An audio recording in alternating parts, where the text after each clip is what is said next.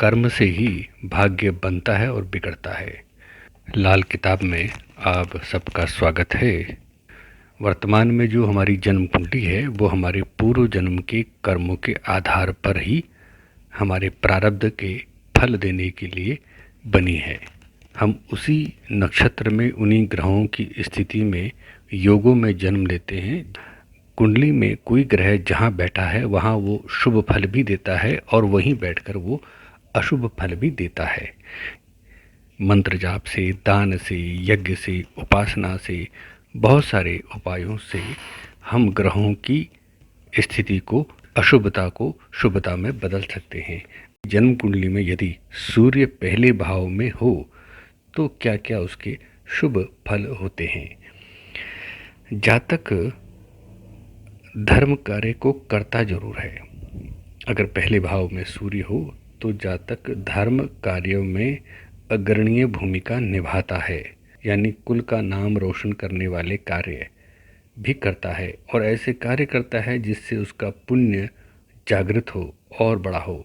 मतलब लोगों की सेवा करना, जनहित के कार्य करना, और हमेशा धर्म कार्य में आपकी रुचि बनी रहती है। किसी भी कारण से आप अपना निम्न स्तर का जीवन नहीं जीते, अपितु एक बहुत ही बड़े धनाढ्य और राजा के समान आपका जीवन बीतता रहेगा। ऐसे जातक के या तो भाई बहन होते नहीं, अगर होते हैं तो उनकी कोई उनके साथ बहुत ज़्यादा भावनात्मक और बहुत ज़्यादा आश्रित वाला भाव उनके साथ नहीं रहता।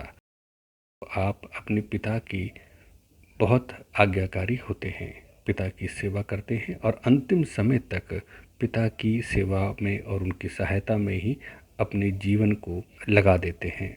ऐसे जातक की यदि कोई संतान हो जाए तो संतान के प्रति भी वो निर्भर नहीं रहता।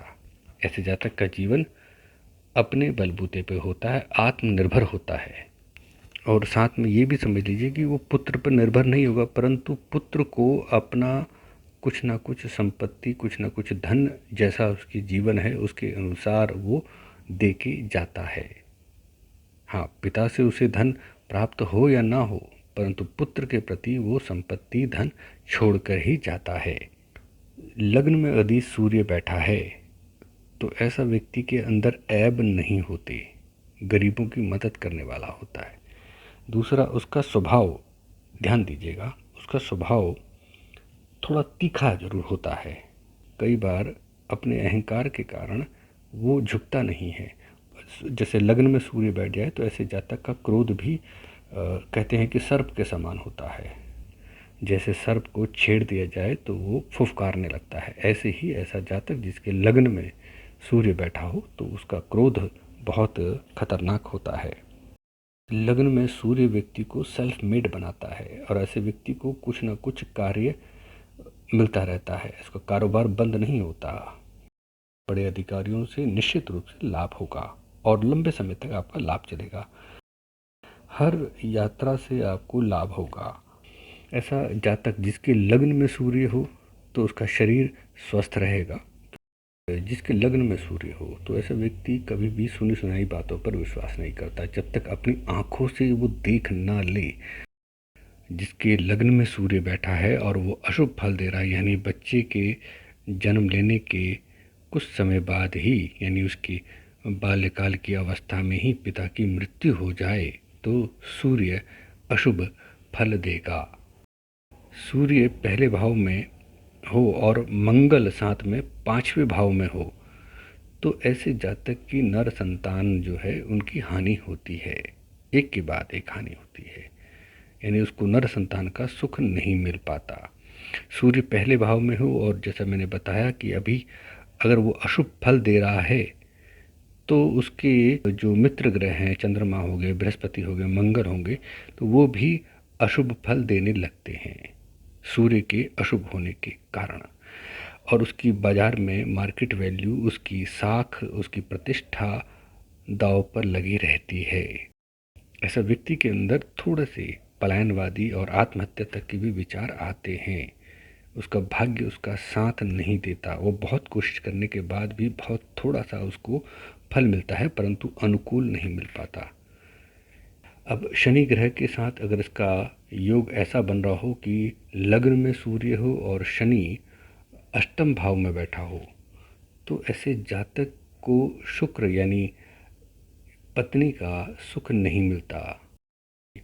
सूर्य यदि लग्न में हो और सातवां भाव खाली हो तो 24 साल से पहले विवाह बिल्कुल ना करें। जो वैवाहिक जीवन है वो सुख में नहीं रहेगा। तो ऐसे जातक को एक सावधानी अवश्य रखनी चाहिए, जो उसके लिए उपाय के रूप में आप इसको समझ सकते हैं। 24 साल से पहले विवाह ना करें। लग्न में सूर्य यदि आपके बैठा है तो आप 24 साल से पहले विवाह ना करें।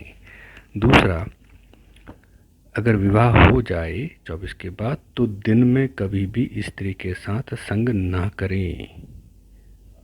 तीसरा उपाय, पैतृक घर में हैंडपंप लगवाना शुभ रहेगा, यानी ज़मीन से प्राकृतिक पानी को आप व्यवस्था करते हैं तो ये आपके लिए बहुत शुभ रहेगा। तो ये काम आप कभी भी कर सकते हैं। लग्न में सूर्य हो और विशेष रूप से 5वें भाव में शुक्र बैठ जाए और राहु बैठ जाए, पापी ग्रह आ जाए, तो ऐसे जातक को पूर्व जन्म में स्व संबंधियों का ऋण होता है। स्व संबंधियों का ऋण को आप ऐसा समझते कि पूर्व जन्म में कुछ ना कुछ कुटुंब का जो ऋण है वो रह जाता है। तो ऐसे जातक को जब भी 15 दिन में पौर्णमासी या अमावस्या आए या संक्रांति आए तो उसमें यज्ञ का अनुष्ठान करना चाहिए घर पर ही। और प्रत्येक माह भी यज्ञ कर सकते हैं और 15-15 दिन में भी यज्ञ किया जा सकता है। तो यज्ञ करने से पूर्व जो सावधानी रखनी है वो ये कि घर के एक एक सदस्य से जो यज्ञ का खर्चा है वो बराबर बराबर धन ले लिया जाए।